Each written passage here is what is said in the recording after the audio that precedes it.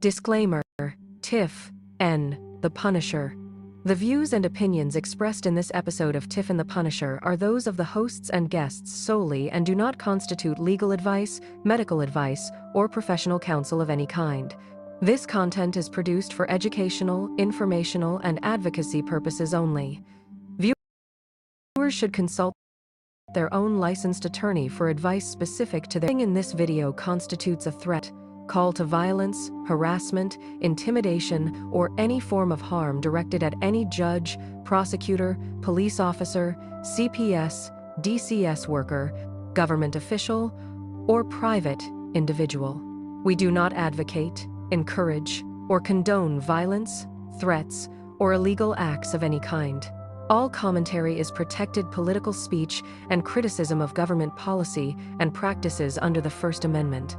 Any references to public records, court filings, news reports, or personal experiences are presented as commentary and opinion.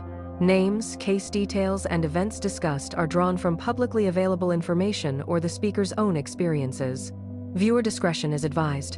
Content may address sensitive topics, including child welfare, government overreach, and family separation. Copyright 2026, Tiff N, The Punisher. All rights reserved. Last year, nearly 500,000 children were in foster care, separated from the people who were searching for them.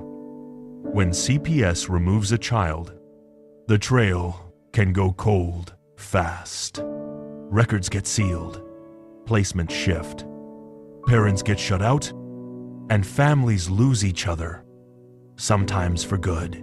But there's finally a place built for exactly this. Reunification Central is where separated families post their story and search for each other for free. You post your profile. You search for the people you lost. You start rebuilding what was taken apart. This isn't just about finding each other. It's about exposing a system that shouldn't be tearing families apart in the first place. Find your family at reunificationcentral.com. Start your search today.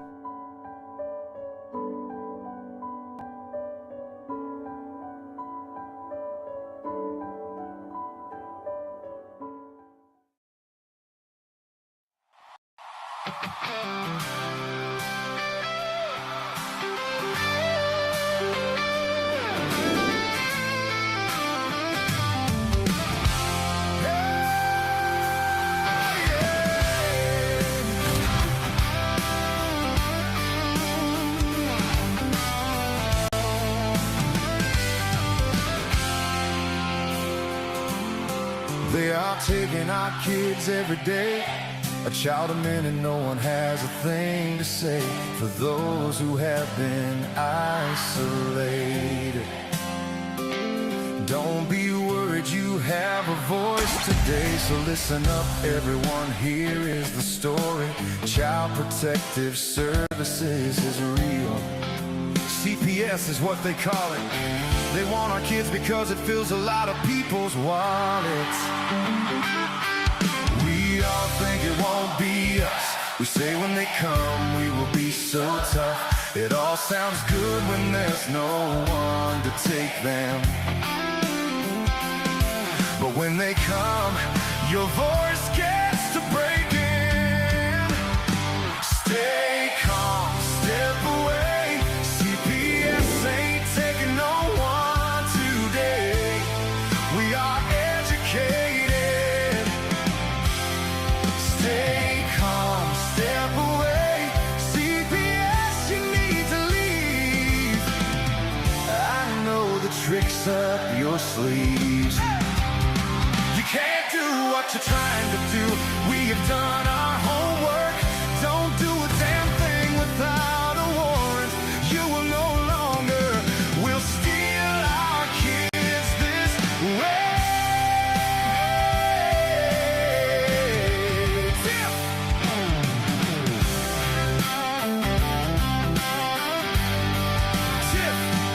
Tiff and the Punisher have come for the calling. They are giving us the CPS warning. Their voice is loud and clear. stop losing our kids this year. Tiff wants to fight the entire planet. She's tired of our kids being taken. God damn it. She's been fighting CPS for 30 years, bringing children home from this disgusting mess. The Punisher screaming out loud, abolish CPS and tear it down. I want all our kids to come back. Look at all those kids' pictures held up by Tiff Tack. Together we are stronger than we need. We will tear down CPS with hot speed. We will do so much being together. Birds of a feather flock together. So watch out, CPS, here we come.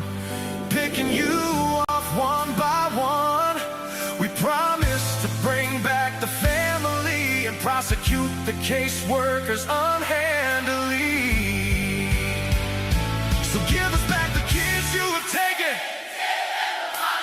Sending you all on a vacation. The one with bars in the windows and the only games you play are on Nintendos. Corruption in courts, here we come. We won't stop until it's done. You judges need to learn what you stand for. This is Tiff and the Punisher Warrior.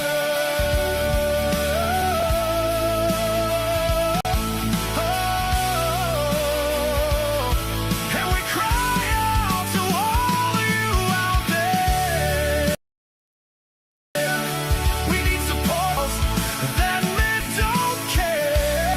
All children are being stolen way too often.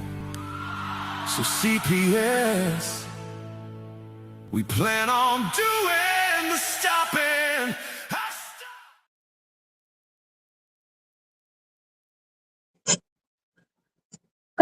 Can you say hi to everybody? Say hi. This is Lottie. Is that you?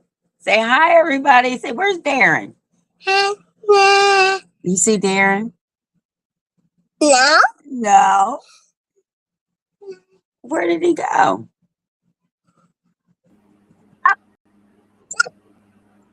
Hey, little man. When our cartoon pictures were up, I said, who is that? Yeah. He said, Darren. Darren didn't even acknowledge me. Darren.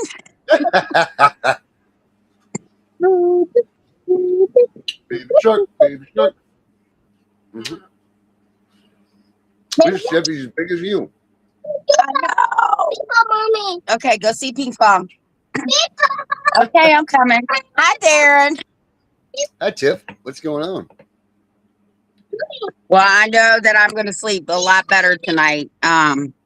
I have to move around a little bit because I got to go turn on Pink Pong. But I'm going to sleep a lot better tonight. I got some good news today. That's all I can say at this point. But Yeah. I'm excited. And we'll fill everybody in once everything is done and over with. So I'm going to sleep good. It is I good. promise you that. Mm-hmm. It is.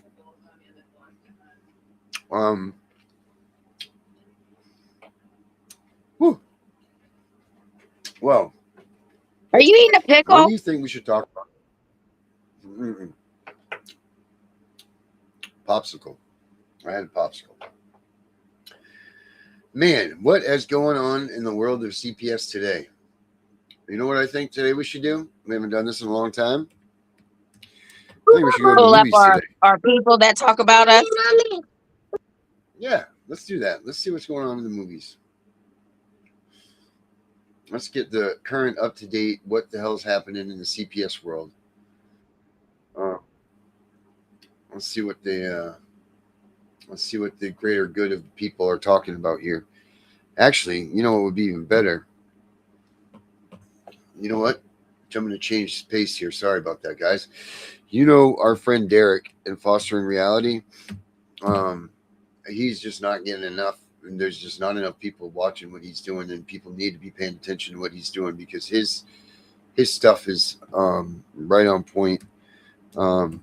If you guys haven't heard of him or haven't seen him, well, you're going to now because I'm going to play his most recent video for you guys, and then we can talk about it.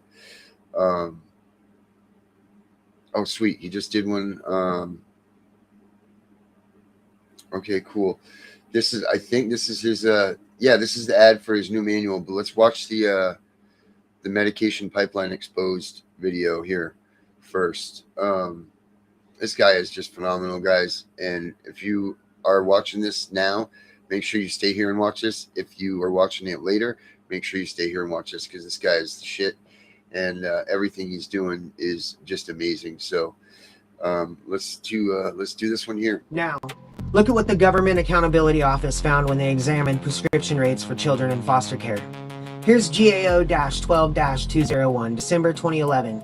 5 states analyzed. Foster children prescribed psychotropic medications at 2.7 to 4.5 times the rate of non-foster children on the same Medicaid program, same payer. The GAO found hundreds of children on 5 or more psychotropic medications simultaneously. They found infants under 1 year old being prescribed psychotropic drugs. Infants. GAO-13-15, December 2012, ACF's own survey data. 18% of children in foster care on psychotropics versus 6.2% of non-foster medicated children. And children in group homes and residential treatment facilities medicated at 48% versus children in standard foster homes at 14%. Same federal agency, same data set, 3 times the rate, based solely on the placement type. GAO-14-651T, May 2014, the congressional testimony. The same findings delivered directly to Congress, and that T designation, that means testimony. This data was handed to elected officials in a formal hearing. They've already got it on the record. They already know. That was in 2014. Then a decade later, a 2023 study published in the Journal of Child and Adolescent Psychopharmacology analyzed nearly 400,000 children on Medicaid and found that children in foster care had 6.8 times higher odds of being dispensed a psychotropic medication than their non-foster peers. That's after controlling for age and actual mental health diagnoses. The system itself is a variable, not the child's condition. The overall rate for foster children is now sitting at 35%, while the general Medicaid pediatric population runs around 8%. The same study found that foster children were significantly more likely to receive these medications with no documented mental health or developmental diagnosis at all, meaning that they're medicating the placement, not the pathology.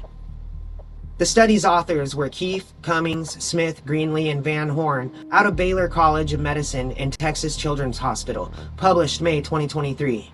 Massachusetts, November 2024. Performance audit of the Department of Children and Families found children receiving dosages exceeding FDA maximums, lack of documented consent, failure to renew court orders for antipsychotics, and incomplete medical records across nearly all examined case files.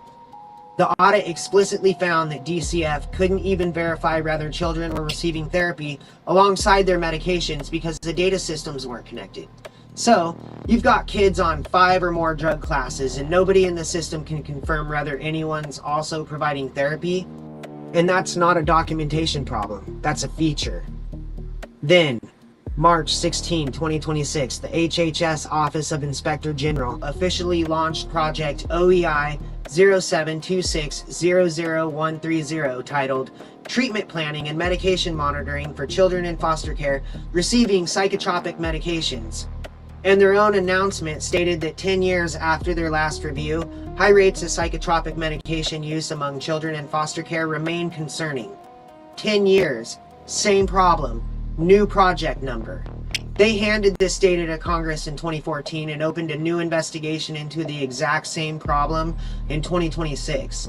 And the children in those beds right now are still generating difficulty of care supplements under Element 23, the same way they were in 2011. Because the financial incentive to diagnose was never touched by any of the testimony or the reports or the audits or the investigations. The incentive was never the target. The incentive has always been the point. The more institutional the placement, the higher the medication rate. Here's that chain. A child enters the system and the state documents a condition under Element 23. Now, that documentation will justify the difficulty of care supplement reimbursed by the feds.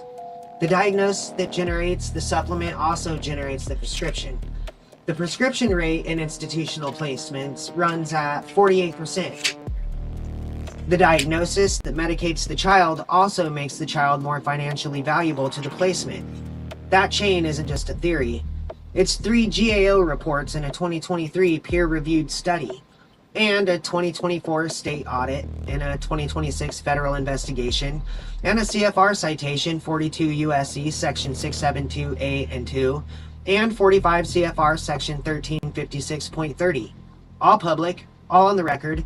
The GAO documented the correlation, but there's no federal oversight mechanism that currently cross-references difficulty of care payment claims against the specific diagnosis and prescriptions for the same child.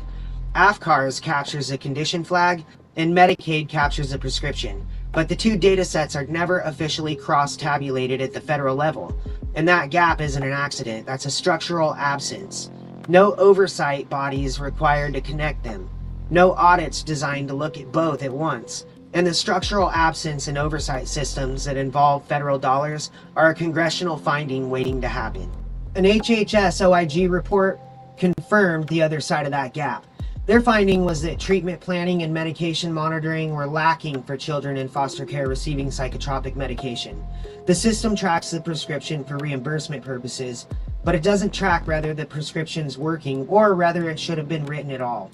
And now, 12 years later, they've launched 0EI-07-26-00130 to check whether anything improved. And the answer, based on the Massachusetts audit and the 2023 Keith study, is that it didn't, that it got worse. The financial incentive to diagnose is documented, and the mechanism to verify that diagnosis still doesn't exist.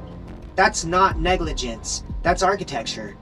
This is what a system looks like when it's working exactly as it was designed.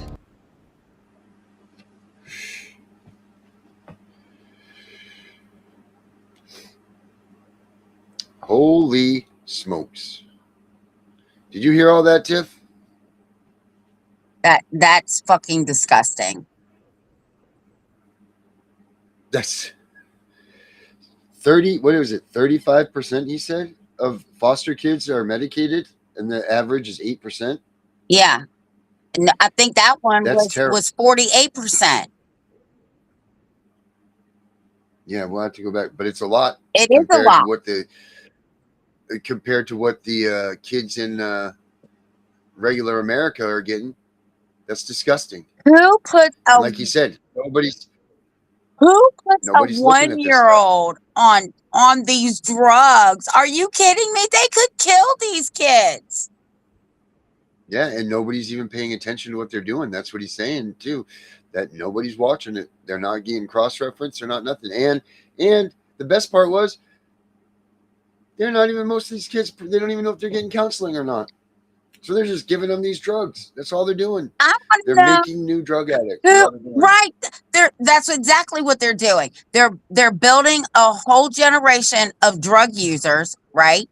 And on top of that, what happens if they over-medicate these children and one of them dies or a few of them die? Who is going to be held responsible? Not them. They got immunity. And they really thought that I was going to let these people corrupt my grandchildren? Are you kidding me? All incentive based. Just like you said, they're worth more money when they're medicated. But no one's paying attention to that, right? Every kid does ADHD and they need Ritalin and all that stuff, don't they? Well, yeah. Here's so he's created his field manual, and you guys need to check this out. I've seen it. He's gone over it with me. This thing is freaking amazing. Wait till you see this. You guys listen to this. Yeah. They had a file on me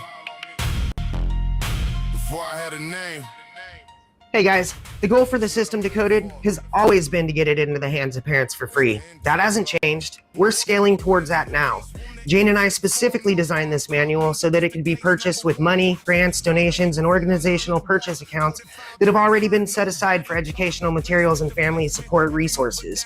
We also took every single step we could through peer review, cross-referencing, and attorney counsel where applicable to make sure we kept this inside the lane it was built for.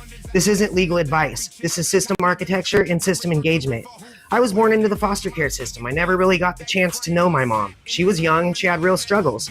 Then the stress of CPS was stacked on top of all of it. My dad was in prison when I was born, but when he got out, he managed to fight for me for about 6 years before the weight of the system finally crushed him. So I watched my family get legally shattered right in front of me. That's why Jane and I made this manual. This is for the kid tonight who's desperately trying not to forget the face of his mother. My parents couldn't have afforded a $90 consultation with an attorney or an advocate. They would have had a hard time coming up with $71 for this manual. That's exactly why we made sure this thing is worth far more than the price of one consultation. This is a 462-page physical system run book built around the 22-month walkthrough. It shines light into every corner of the machine. It's organized so that you don't have to absorb the whole system at once. You can focus on the moment you're standing in right now while still being able to look ahead month by month, week by week, and understand what's coming next. We didn't design the system decoded for only one type of person. Depending on whose hands it's in, it becomes something different. In the hands of an attorney or a legal aid office, it becomes organized litigation architecture, a current federal framework, state-by-state material, sourced cited records, documentation pathways, and a way to see the case architecture in one place. In the hands of a civil rights organization, it becomes a rights exposure map, showing evidence pathways, preservation points, record building opportunities, and where systemic patterns begin to surface. In the hands of an effective advocate, it becomes a system run book, a stage-by-stage map that can help them understand where a family is in the process, what comes next, what should be documented, what should be preserved, and where the family needs to fit inside the larger machine. It was designed so that one capable advocate could use the same manual across multiple families without turning every case into a guessing game. In the hands of a lobbyist, policymaker, or reformer, it becomes legislative failure schematics. It shows why years of reform can keep missing the machine itself. It connects policy to downstream impact and shows where laws, funding structures, procedures, and system incentives actually land on real families. In the hands of a caseworker or a mandatory reporter, it becomes a view of the process from the other side of the file. It shows what those entries, referrals, case plans, assessments, and decisions look like after they become somebody else's life.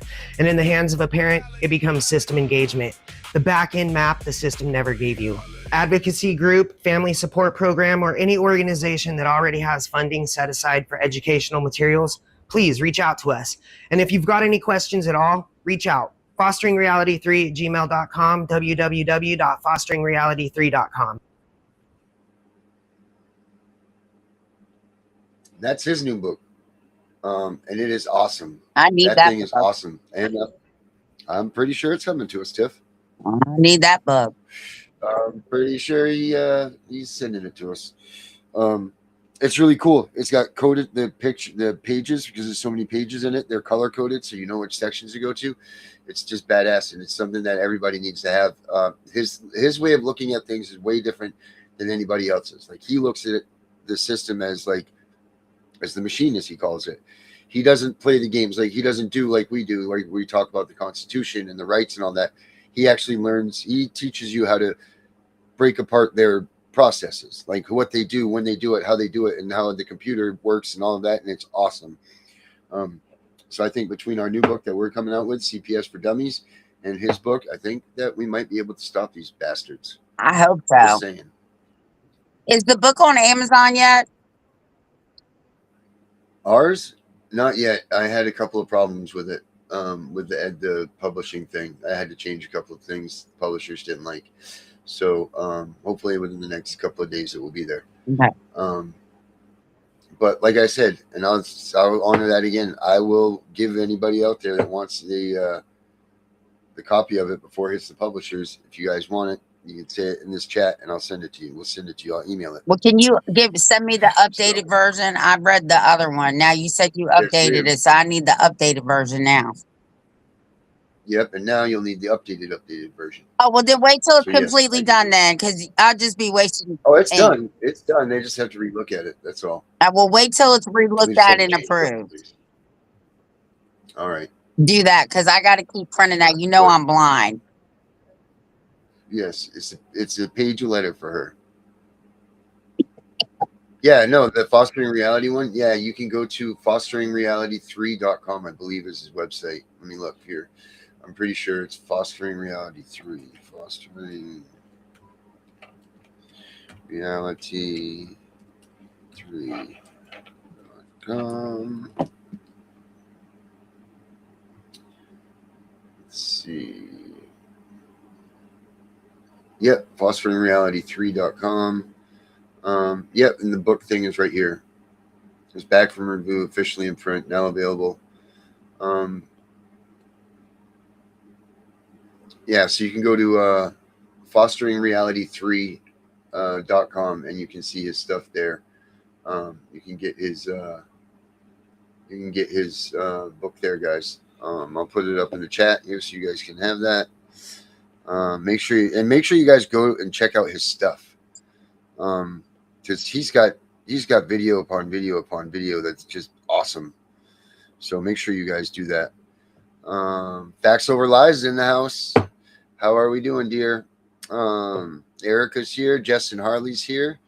Louie and Susie are here. Erica's here. All of our family's here, so that's great. And then we got some new people, it looks like. So that's cool. Welcome, guys. Hey, make sure you guys go to Tiff and the Punisher. It's Tiff and the Punisher on Facebook. And join the group there. Like I said, Tiff and the Punisher. They wouldn't let us do in the Punisher. So Tiff and the Punisher is what it is. Well, I guess because Becca sent me this today, I guess we should bring this up. I don't know. What do you guys think about this?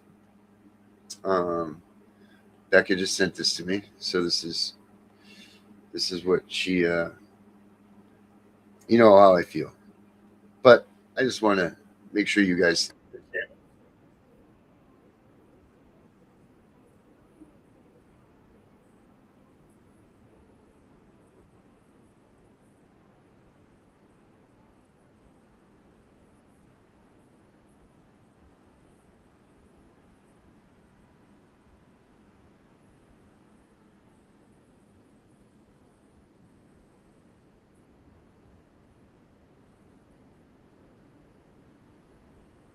Why is she smiling when she says that?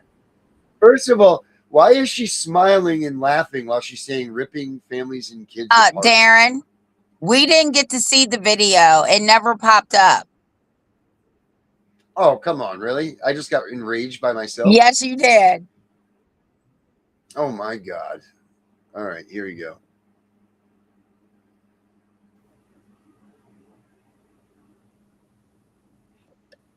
Well, now you know what I was just talking about. Touching my kids like it's all just a game. Call it protection, but it's pure abuse. Locking up families, what's your excuse? Trauma for breakfast, served with a smile. Judges making their pockets worth the while. Thanks for the scars, they'll last a lifetime. While you sip coffee, your life is a lie. What a masterpiece, your judicial art. Ripping hearts open, keeping parents and kids apart. You rip hearts open, keeping parents and kids apart. You rip apart, call it the law, inflicting that pain and I can't even watch any more of that. I cannot even watch any more of that. And I know we don't usually do this stuff, but man, oh man, I am so tired of these people. Now, this is someone trying to make money off of this movie. That's exactly what that is. That disgusts me. It makes me sick. You can't even watch that. And that'll be the last time I ever talk about that woman. That is terrible. I can't believe that she was sitting there laughing. I can't believe that she's making a joke out of this. I can't believe any of this stuff. It's ridiculous. My God. My God. I cannot believe that. And that's the spokesperson for the movement. That's the one that wants to speak for the movement. From the Sean Ryan Show, guys. So that's just absolutely ridiculous. But in other news, guess what, Tiff? We had some hope today, right? That you said. And let's pull that up. Let's pull that video. It's in your messenger. All right, let's take a look there. Let's see what seems like our government is possibly getting it a little bit, maybe. I mean, when you have the head of DHHS come out or HHS or whatever they call it now, come out and say things. Let's see. Is it an article or a video clip, Tiff? It's this article, right? It's an article. Yeah. All right. So here we go right here. Boom. Put it up. Dun, dun. There we go. Right here. RFK Jr. unlocks. Hold on a minute. Let me get this out of the way for you guys. Sorry, guys. Doesn't want to get out of the way. Won't get out of the way. All right. Well, it says RFK Jr. unlocks federal funds to help parents battling addiction keep children out of foster care. And you know, this is my this is my area here, guys. I have a really soft spot for people with addictions and such. Oh, it does have a video clip. Cool. Let's see what this thing says here. Let's see what RFK has to say. To help parents battling Health and Human Services Secretary Robert F. Kennedy Jr. will unveil a new effort to help parents battling addiction stay with their children and receive community support. The initiative makes 2 peer support recovery programs available nationwide, allowing states to receive full federal reimbursement through the Title 4E Prevention Services Clearinghouse. The goal is to help parents recover before addiction breaks families apart while reducing the number of children entering foster care. The programs include intensive in-home treatment for parents of children ages 0 to 5, along with weekly peer support. The second, the Wellness Recovery Action Plan, connects people in recovery with trained peer facilitators who help them navigate recovery and crisis. Iowa is the first state to adopt the programs. Officials say the initiative will also support family reunification for children in foster care while parents pursue recovery. The effort is part of the Trump administration's broader Great American Recovery Initiative. So that's cool. Let's see what this article says. RFK Jr. unlocks federal funds to help parents battling addiction keep children out of foster care, by Gabrielle M. Etzel and Christian Dadhock. Exclusive Health and Human Services Secretary Robert F. Kennedy Jr. will unveil a new effort Tuesday to help parents battling addiction stay with their children and receive community support, making family reunification a central piece of the Trump administration's broader push to combat the nation's addiction crisis. The initiative will make 2 peer support addiction recovery programs available to states nationwide, and crucially, allow states to receive full federal reimbursement for providing the services through the Title IV Prevention Services Clearinghouse. Senior administration officials told the Washington Examiner that the goal is to intervene before parental addiction breaks apart families, giving states more resources to help parents recover while reducing the number of children who enter foster care. Addiction tears families apart, Kennedy said in a statement. Recovery brings parents home and keeps children with the families who love them. Under President Trump's Great American Recovery, we are expanding proven peer support that helps parents overcome addiction, strengthens families, and keeps children out of foster care. Kennedy will make the announcement at an event at 3 p.m. Eastern at the Mercy One House of Mercy in Des Moines, Iowa. Alongside White House Senior Advisor for Addiction Recovery Catherine Burgum, HHS Assistant Secretary for the Administration for Children and Families Alex Adams, and Governor Kim Reynolds, Republican from Iowa. Iowa is the first state in the nation to adopt the new programs. The new policy announcement is the latest development in the Trump administration's Great American Recovery Initiative, led by Kennedy and Burgum, both of whom have been open about their personal struggles with drug and alcohol addiction, respectively.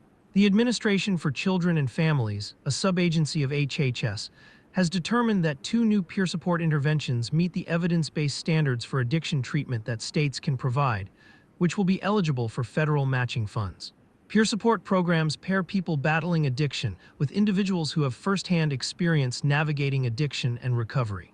The first program, focusing on family-based recovery, delivers intensive in-home clinical treatment to support parents of children ages 0 to 5 by providing a weekly peer support meeting, ensuring children develop in a safe, substance-free, and stable home with their parents. The second program, the Wellness Recovery Action Plan, connects people in recovery with trained peer facilitators to help coach enrollees through recovery concepts and helps participants respond to and recover from crises. Since its launch in January, the Great American Recovery Initiative has emerged as a central piece of Kennedy's broader Make America Healthy Again agenda.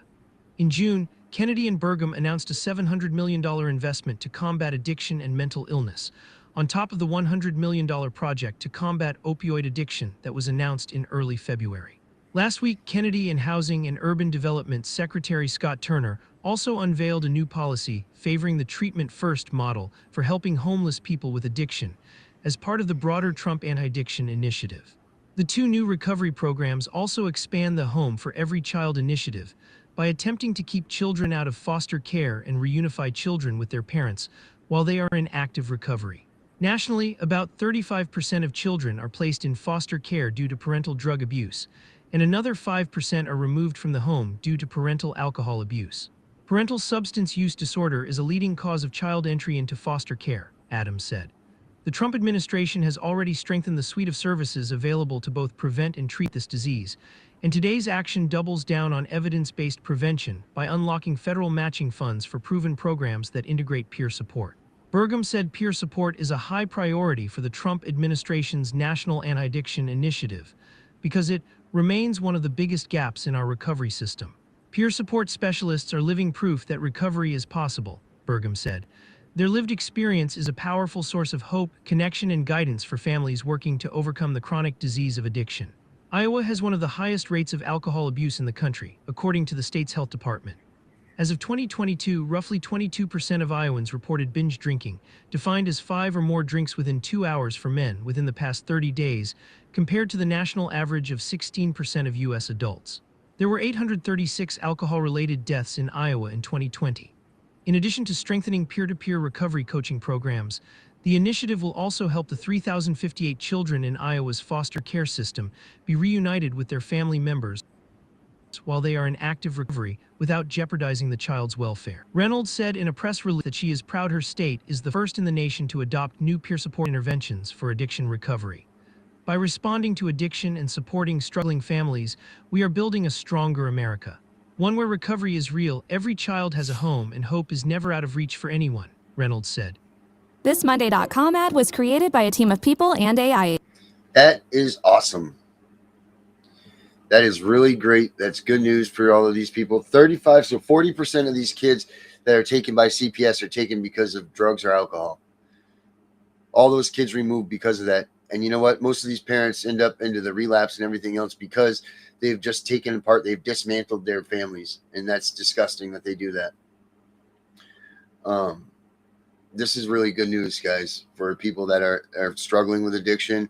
And even if they said that you were part of it, you know what this means? This means that they're not going to take your kids right away like they have been. So that's really good news. $700 million overall for the for this package.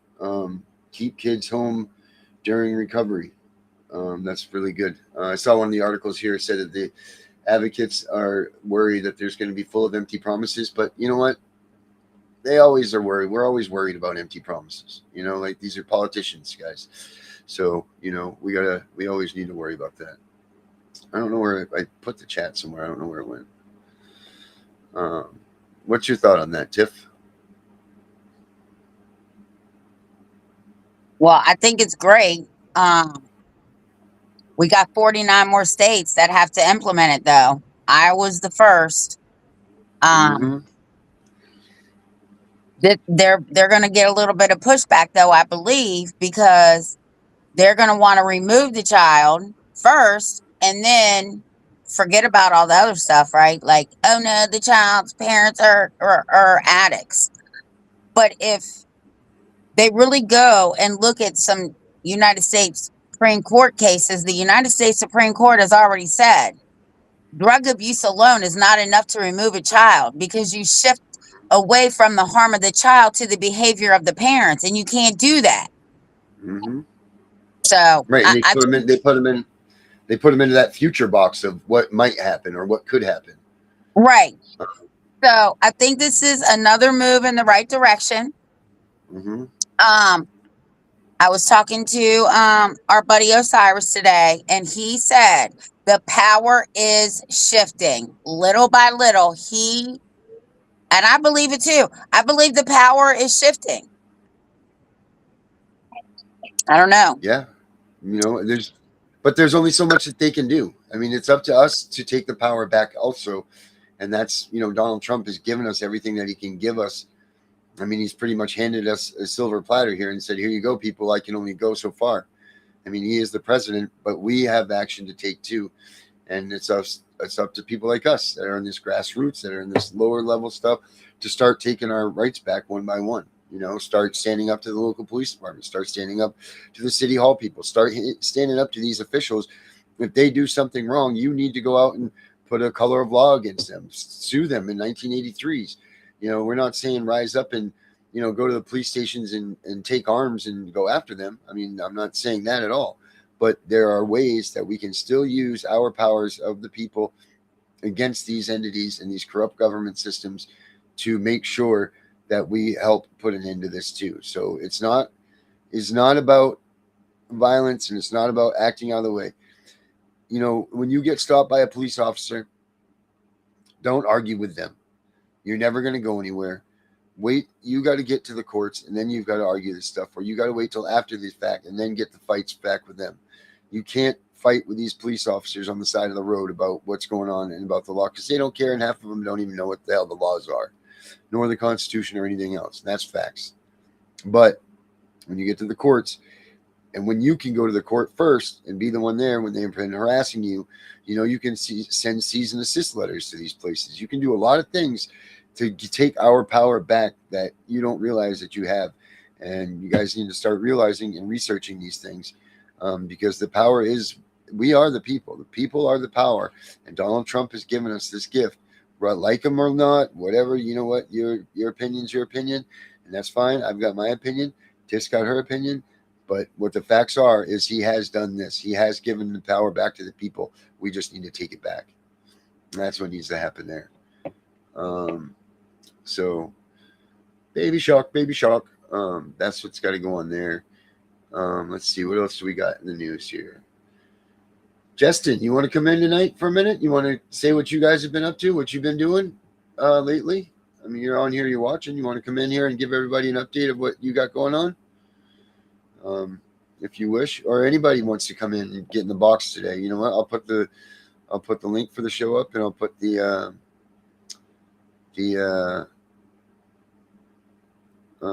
join the podcast link up here.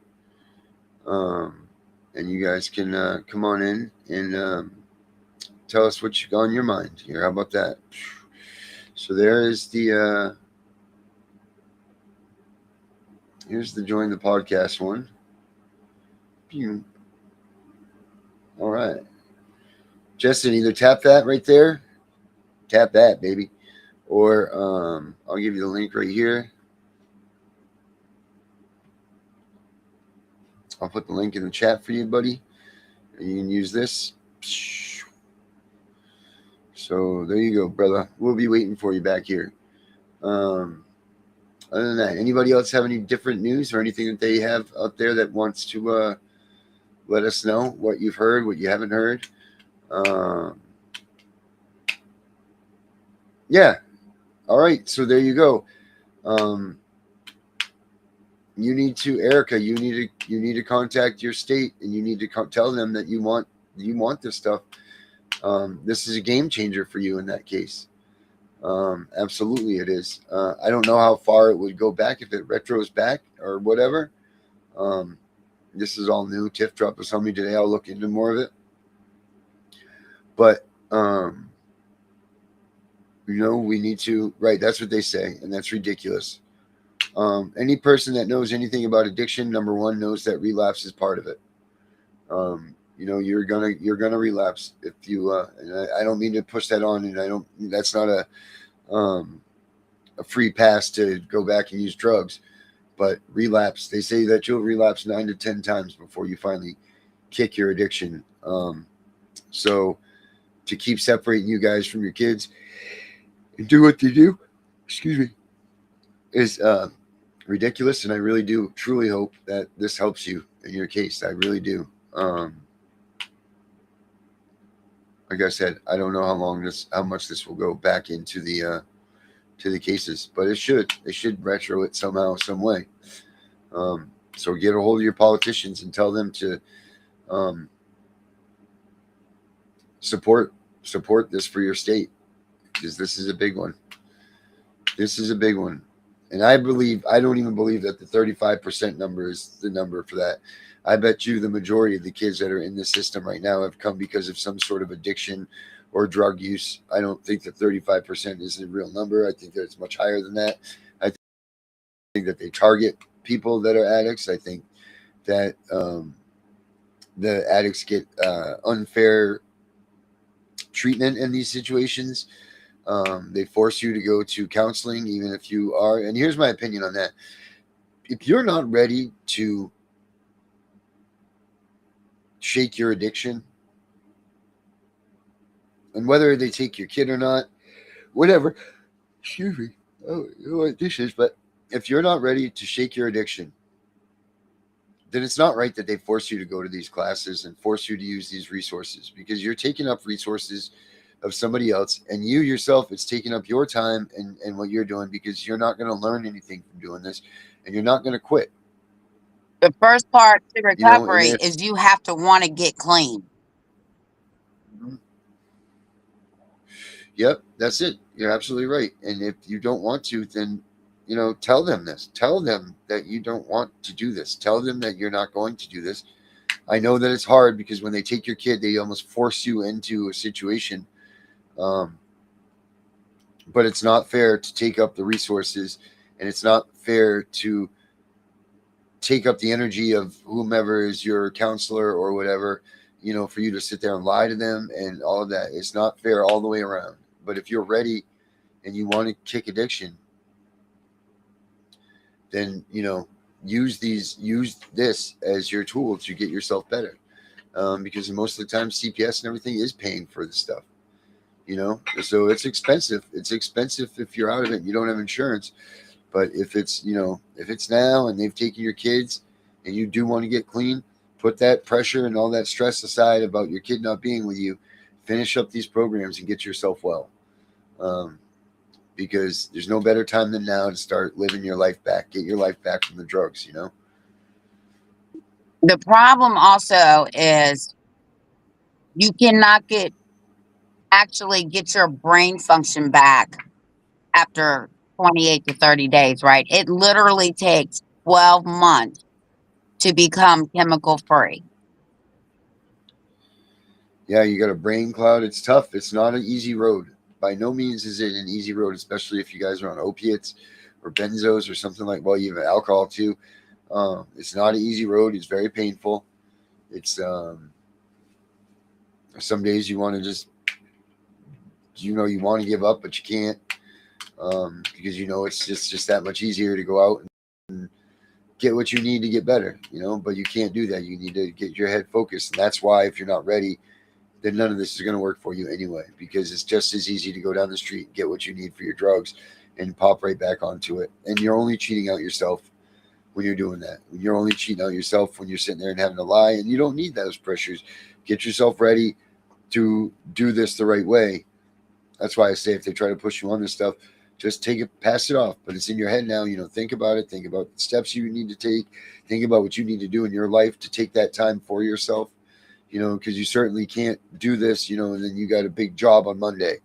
You know, don't think that you're just going to go into a mat and all of a sudden there you go, bada bing, bada boom, you're going to be fine to go to work on Monday. You know, if you're kicking opiates or something like that, you need to take a week or two off and just chill and relax. Those first 5 days are pure hell. And then after that, you're just so exhausted from the pain and everything that you've gone through. Now you're going to have pains that you didn't even realize that you had because you've been pushing yourself.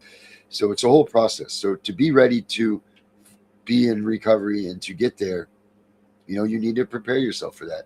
Get prepared with work, you know, get prepared with your job, get it right, take a couple weeks of vacation time, you know, do what you got to do for that, but do it, get it done. Well, part of getting clean is you're going to have to disassociate yourself with everybody that's a drug user, right? Like you literally have to change your whole lifestyle.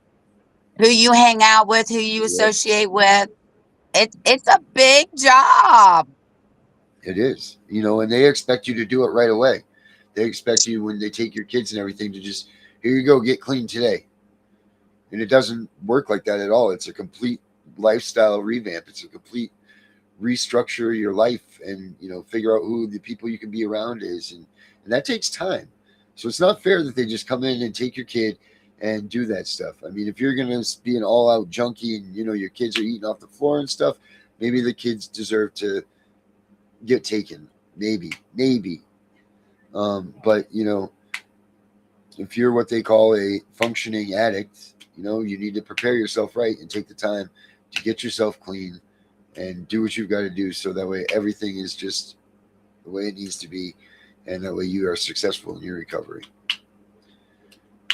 Facts Over Lives, I love you. She goes, hey, did y'all see where out in Arizona, there was a Chinese illegal raping the dead corpses in the coroner bags?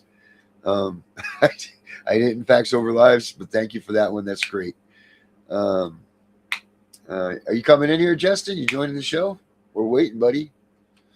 Where you at, my brother? Yeah, they definitely do leave you hanging. And then what? And then your kid comes home. You know, you're fresh out on your own with the stresses of your kid that they've destroyed. You know, that's going to be a tough period of time too. You know, like you look, when you get your kid back, it's not going to be the same kid that left.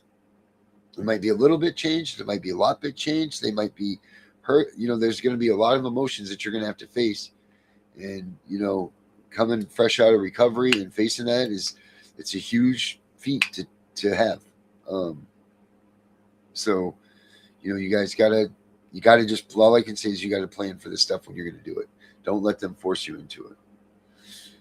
But I want everybody to remember that if you are an addict and you do go through recovery and you get past those 28, 30 days, you have to do this for your children. If you don't do it for anybody else, you have to do this for your kids, because they're the ones at the end that are going to be punished. You have to do it for your kids. You have to.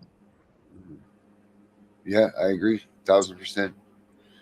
1,000%. And here's the other thing, guys. If they say that you do this drug test or whatever, anytime the CPS says that you do this and you get your kids back, make sure you have them put that in writing. There's too many people that I'm hearing out there that are saying that if you leave your husband, or if you just stop doing drugs, or you do this, you'll get your kids back. Make them make them write a contract for you. Put it out on paper. Make them hold their irons to the fire. Don't let them get away with this, because so many people I'm hearing from are getting burned, and they're like, well, they told me if I kicked my husband out that I'd get my kids back. Or they told me if I did this and I'd get my kids back. Blah, blah, blah, blah, blah. Put it down in writing. I can't say that enough. You need to be sure you put it in writing. Because otherwise, you know what? It's your word against theirs, and their word's winning in the courts right now. So make sure you guys do that. It's very, very important. Why don't you bring Justin on tomorrow? You're over there yawning, which is making me yawn. I know. What does that mean when you yawn? You got your brains on fire or something? No, your brain needs you need more oxygen. Oh, is that what it is? Yeah, that at least that's what Google says it is. How do I get more oxygen to my brain? Because you're yawning, you're taking in oxygen. I know, but how do I get it to my brain? If I need more oxygen in my brain, how do I do it? Well, obviously you're yawning a lot, which means you need to get more oxygen. So I would just say, I think you need to sleep good tonight, because I know I am. Oh. Yeah, you will. That's good, because I'm tired of the. Whew, she has been stressed out. That's all I'm going to say. This woman has been my blood pressure was going up for Tiff, but everything's good. Everything's going to be okay. Let's see. Yes, breathing, Louis. We do that. I do it. I didn't know if there was a spray or something I could put up there and it'll make it oxygen to my brain spray. Wasn't sure about that. So guys, make sure you check out all of our cool stuff that we have, all these tools, everything that we have. Oh, okay, hold on, Justin, here's the link. You got it, brother. There you go, buddy. Link is yours. Justin is coming in. Make sure you check out our book. The Constitution is your armor. CPS is the enemy. Like I said, we have the second book coming out right now too. That's CPS is for Dummies. That should be out the next day or two. And, go to reunificationcentral.com if you're looking for your kids. Go to the CPS Punisher.com if you need help with educating yourself with your court cases and everything. Go to Tiff and the Punisher and Facebook if you want to see what's going on with us and what's happening there. I'm forgetting something. There's got to be something else here because I feel like that's just it. I got the radio station I'm going to start launching in the next couple You days. forgot So if you got CPS, the Punisher website. no, I said it. We have did you? CPS Breaking News. Yeah, we got that one. We got CPS Breaking News.com. That one's in construction, guys, so it's a little bit rough looking. I'll work on that tonight. And if any of you guys want to do something, get in here, start a show, something along those lines, we are open for that. And we would love it if you guys would come on in and start a show for yourselves. 1 night a week, 2 nights a week or something. Get in here and do this. Get your voice out there. Ladies and gentlemen, Justin Harley. What's up, Justin? How are you, brother? Oh, I'm hanging in there. As I get some other things done, some other things fall behind. Trying to juggle everything. Yeah, that's how it works, right? 1 step forward, 2 steps back. Yeah. That's what they say anyway. Get everything done. What do you guys got going on up there in Ohio? What's happening up in Ohio, brother? Come on. That's right. Here in Franklin County, I recently got in contact with this lady. I've met her before when I was meeting with Don Leonard. He's running for state Congress here in Ohio, and then we got in contact again. She's wanting to investigate into fraud, and from that meeting with Don Leonard, she got back in contact with me, wanting to know about my research into Les Wexner and how it all ties together with what she's researching. She's basically like trying to do like an audit and stuff here in Ohio. And then something else that's coming up is on Monday in Canton, Ohio. Justin Nicely is having a get together regarding the Second Amendment and corruption, and just trying to like spread awareness about what's going on and how to defend our rights. But yeah, Monday, get a hold of Justin Nicely and get more details on what's going on Monday. I believe they're meeting up at 5:30. Yeah, you guys are doing all kinds of stuff up there, man. You guys are definitely taking the boots to the ground, no doubt about it. Yeah, well, there's a lot of stuff that's happening that needs to be addressed all at once. Right. I mean, and that goes for everybody in every state. Like if you guys want to, you guys take a look at their model of what they're doing, because they have a lot of boots on the ground stuff. They're doing a lot of good things for the kids. They're doing a lot of good things for the families.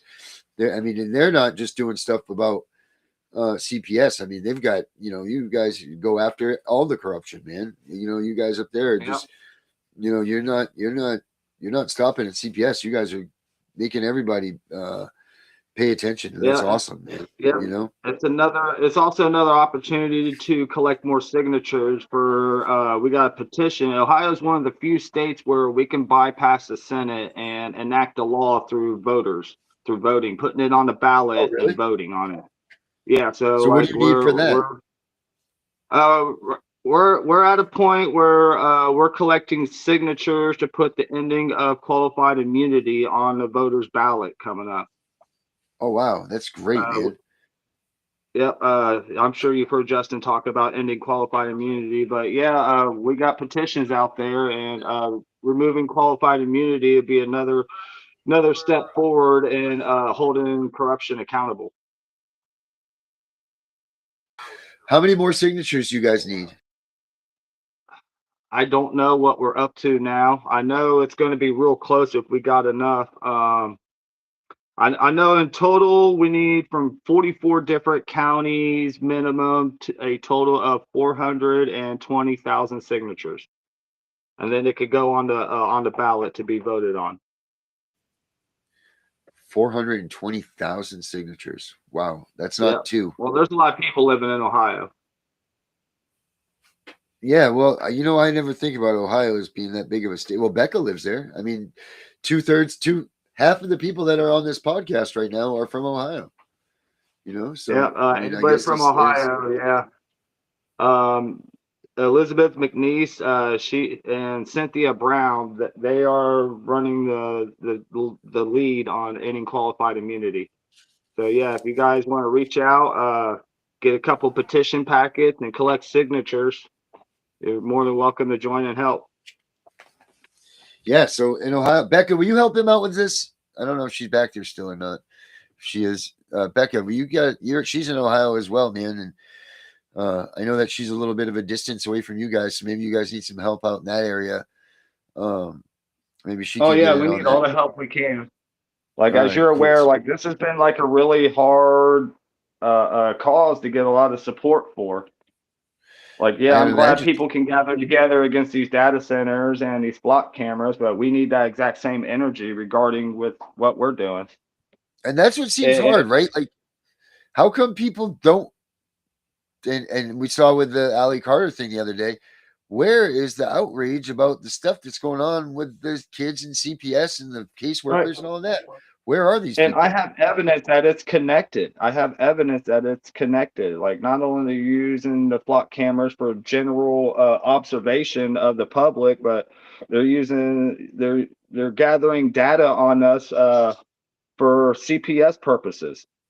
I'm sure. And, I'm and, sure that they and we are. know what CPS is going to do with that collected data. They're going to exaggerate a narrative to justify the removal of children solely based on what AI determines if a kid's in danger or not, and not doing proper investigations. They're just going to take the AI's word as 100% fact, and that's just going to streamline kids to the foster care system.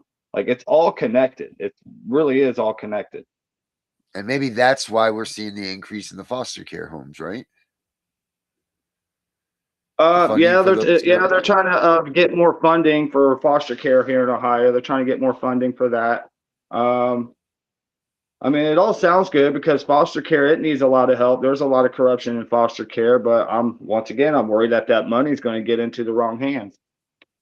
Well, I mean, we already see that it does. I mean, you're seeing more kids are going to homes that they're being abused and assaulted and all of this stuff. These people are just using the foster care system as a pipeline for an extra paycheck. They're not using it to be a true traditional parent and take care of these kids. Like they're barely even vetting these parents to see if they're even decent families for the kids to go to. I know in our situation, they definitely didn't vet these people because the Right. stuff I So found it in seems like a those lot families. of these laws that they're trying to enact is like putting the horse before the carriage. And like Yeah, these laws ain't really going to work until we get those that are going to misuse these laws uh, out of office and out of their positions. right. Laws only work if people follow them. Yes. So and But you're we do absolutely need some right. laws for those that are misguided or whatever, or don't know whatever. But main thing is getting the corruption out of office. So like we're focusing on that too. Right. We're only a couple months away from that being a thing again here. I don't know what Yeah. everybody has in their different states, but the election time for something. Make sure you guys are paying attention. If you're not sure, go ask these candidates about what they stand for. Ask them about CPS. Ask them about Yeah, if they, when they do their campaigns, go meet with them. Mhm. It's very important because the power of the vote still is a big thing. And as long as we can have it in this country, use it and use it effectively. Like just don't worry about what the media says, like, oh, they're scamming it and all that. You just get your ass to the voting booth and vote. Make sure that your name's down on that tag and that you did it. That Oh, way I that they suggest can't do come more back. than just voting. Like I'm just a plumber trying to be a dad, but I've been able to meet up with people running for office, like Don Leonard. He's a candidate running for Senate. I've had an opportunity to meet with Vivek Ramaswamy, but my schedule didn't allow it. But I had that opportunity.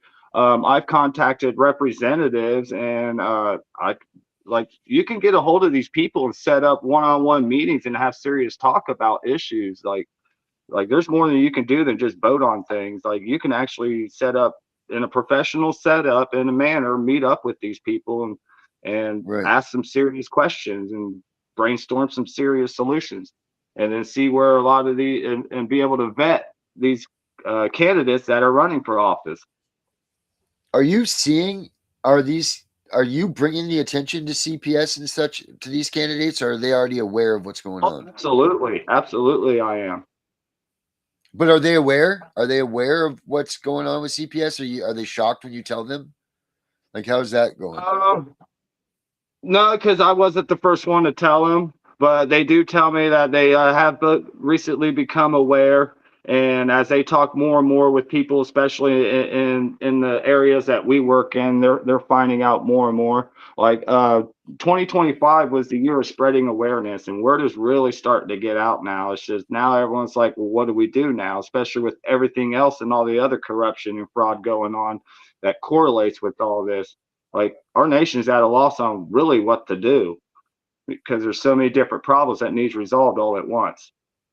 Yep, there is. And you know what? Gunner's got some answers for that. Make sure you guys check out his show on Sunday. He's saying he's ready for the release of the original constitutional question and the brand new 7 more that he's got. So make sure you guys check him out on Sunday.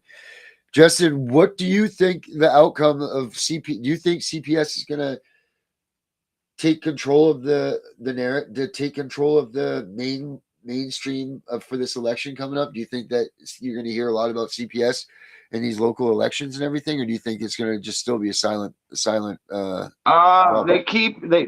umbrella everything under child trafficking. They umbrella all of those issues under that one term, and anything that's involved with child trafficking. And when they start bringing that up is really where you want to pay attention to see if they're going to mention CPS or not. Right. But some may where not. we try to tie it in and get people to realize that child trafficking is part of CPS, they're trying to bury CPS in child trafficking.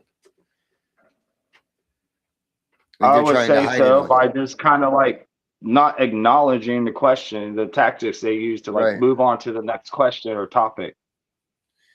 Yeah, that makes a lot of sense that they're doing that. How's everything going with you, though? Is everything going well with you and your situation, or are you making progress? For my personal court case, or for my research in the West? Yeah, for your personal stuff.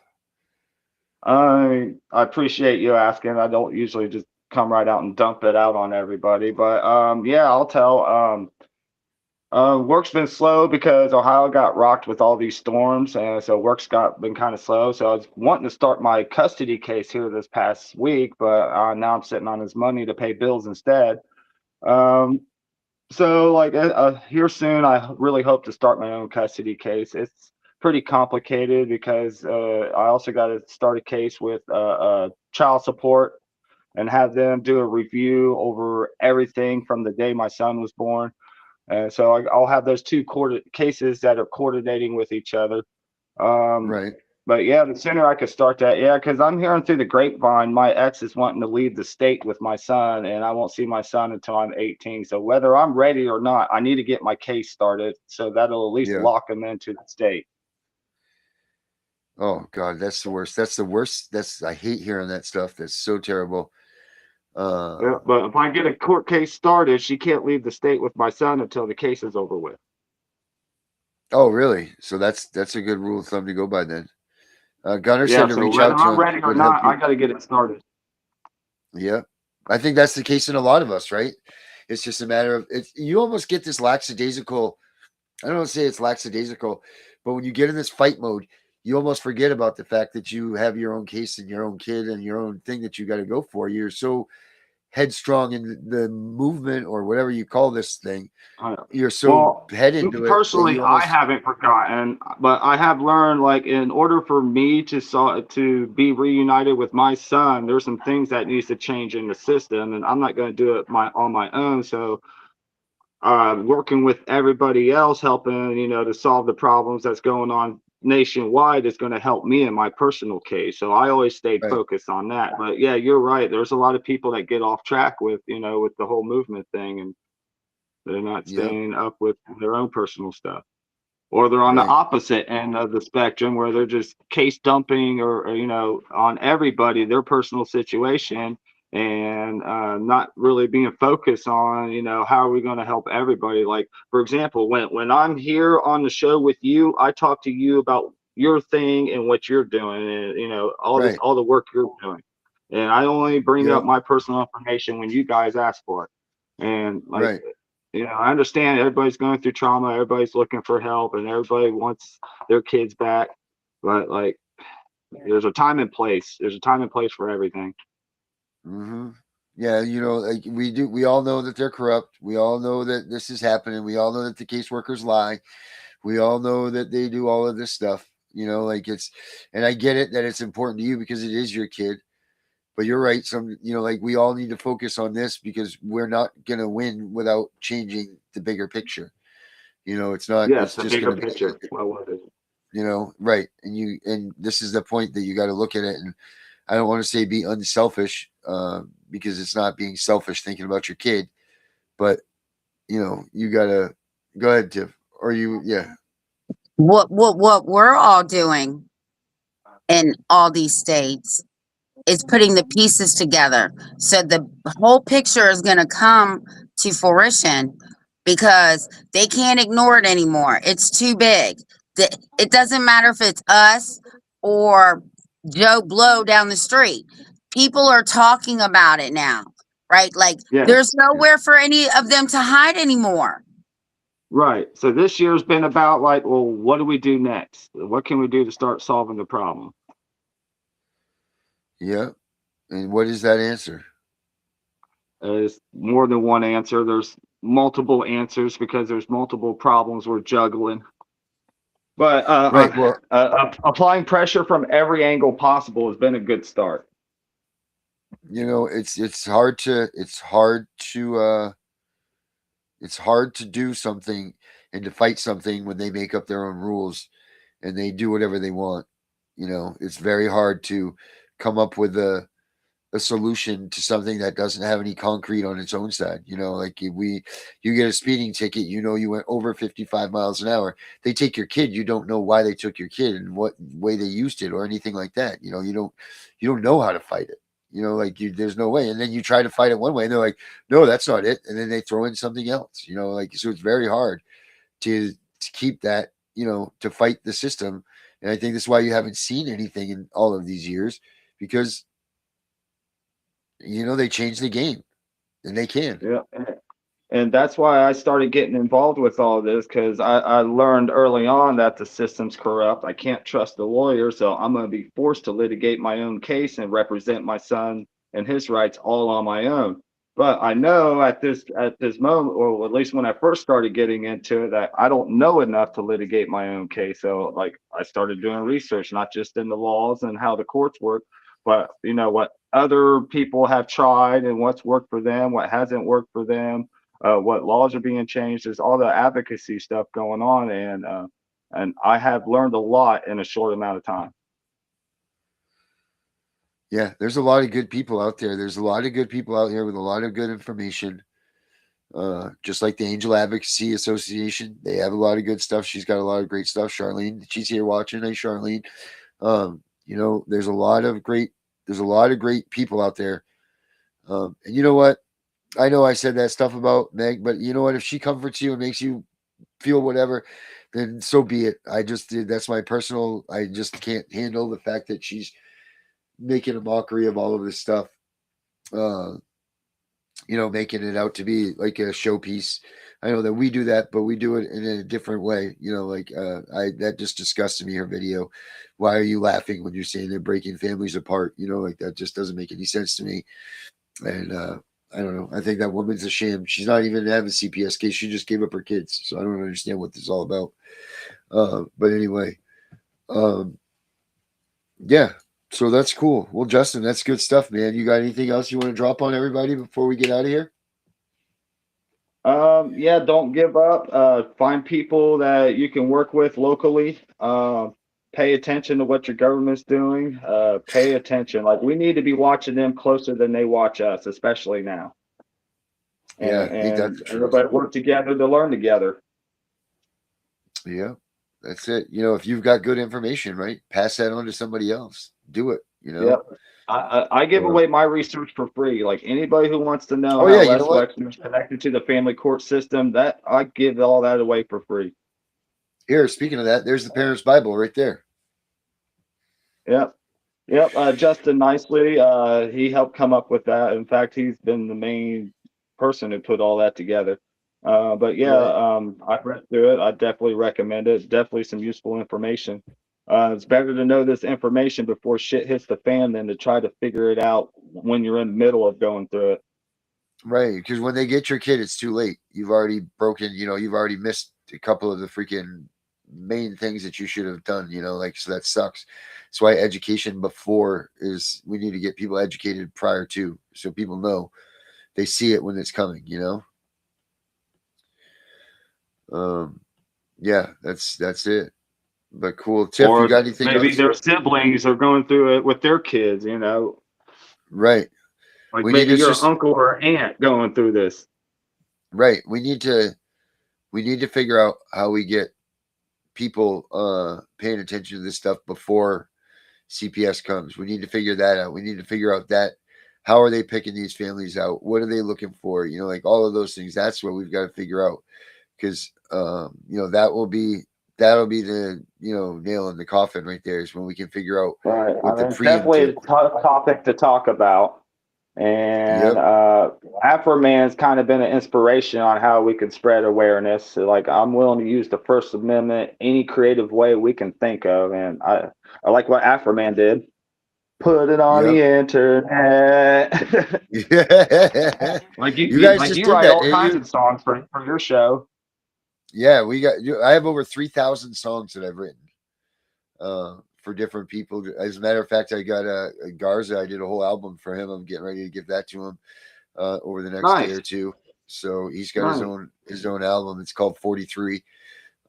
So he's got that coming to him here in the next couple of days. So he'll be psyched about that. Look forward to hearing that. Yeah, it's good, man. It's honestly, it's really good. I'm getting better at this. I'm getting better at making the music. It sounds like real music. It's not, it's not just being thrown together. So it's good stuff. And I got the radio station coming out there. I'm trying to get up this week. I got so much that I'm trying to do. We're doing everything we can to utilize the First Amendment in any and every way possible before it has to lead to the use of the Second Amendment. Like, nobody wants that, but where do we draw the line at? But all we can do is keep doing what we can. Yes, sir. All right, guys. Well, thank you for being in here. Make sure you guys check out the Parents Bible. There's a lot of good information in that. Click on that little QR code there, and boop, you'll have it. So we'll be back tomorrow night, same time, same place, doing the same thing. Till we see you then. Oh wait, hold on. We want this one. It's this kind of night. Have a good night, everybody. Charlene's heard me singing.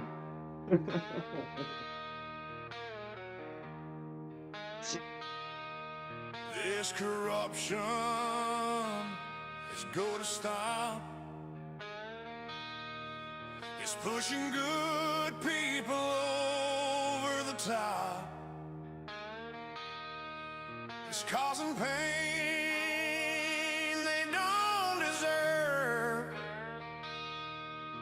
These fucking judges, what a nerve.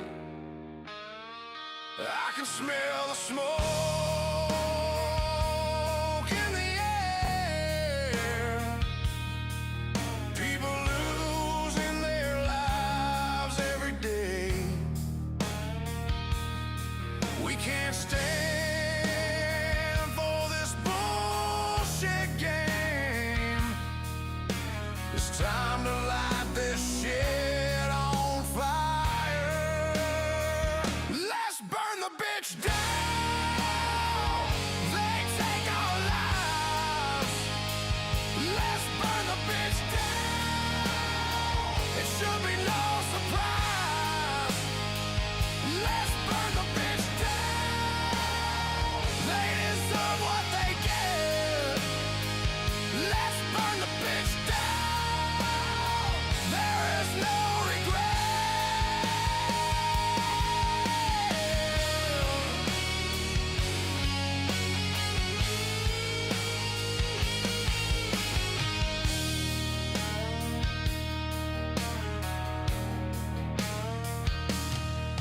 taking kids, ruining their future, making dads run scared through the fire.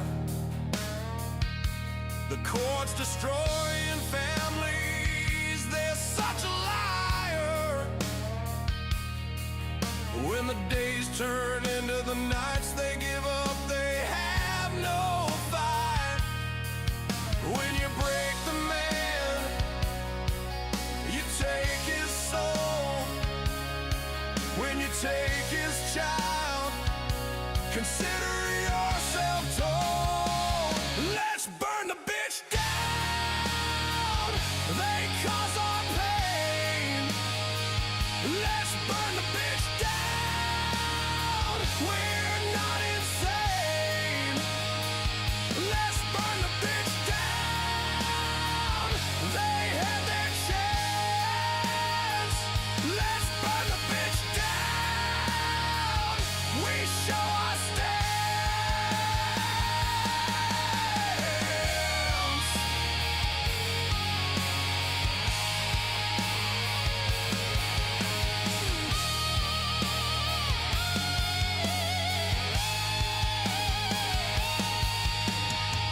We won't stand for this anymore.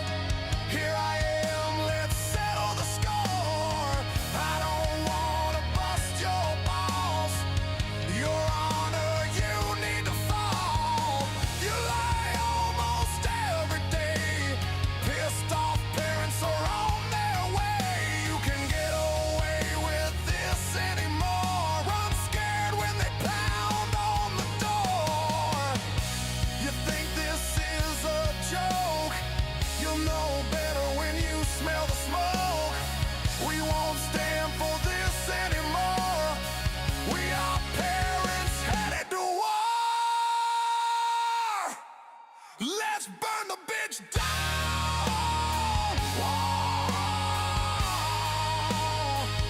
Let's burn the bitch down. Let's burn the bitch